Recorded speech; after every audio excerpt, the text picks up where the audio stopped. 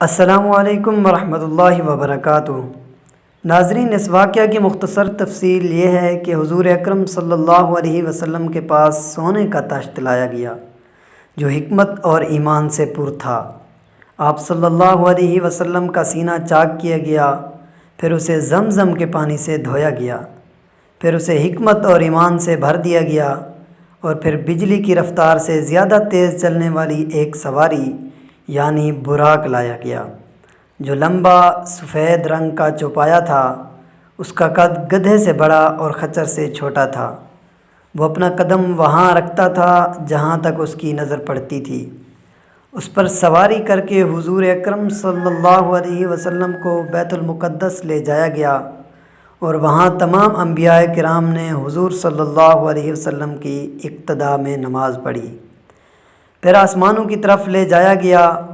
پہلے آسمان پر حضرت آدم علیہ السلام، دوسرے آسمان پر حضرت عیسیٰ علیہ السلام اور حضرت یحییٰ علیہ السلام، تیسرے آسمان پر حضرت یوسف علیہ السلام، چوتھے آسمان پر حضرت ادریس علیہ السلام، پانچویں آسمان پر حضرت ہارون علیہ السلام، چھٹے آسمان پر حضرت موسیٰ علیہ السلام، اور ساتویں آسمان پر حضرت ابراہیم علیہ السلام سے ملاقات ہوئی۔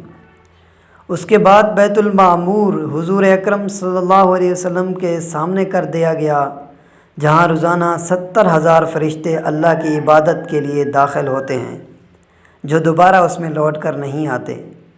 پھر آپ صلی اللہ علیہ وسلم کو سدرۃ المنتہا تک لے جایا گیا۔ آپ صلی اللہ علیہ وسلم نے دیکھا کہ اس کے پتے اتنے بڑے ہیں جیسے ہاتھی کے کان ہوں، اور اس کے پھل اتنے بڑے بڑے ہیں جیسے مٹکے ہوں۔ جیسے سدرۃ المنتہا کو اللہ کے حکم سے ڈھانکنے والی چیزوں نے ڈھانک لیا تو اس کا حال بدل گیا۔ اللہ کی کسی بھی مخلوق میں اتنی طاقت نہیں کہ اس کے حسن کو بیان کر سکے۔ سدرۃ المنتہا کی جڑ میں 4 نہریں نظر آئیں، 2 باطنی نہریں اور 2 ظاہری نہریں۔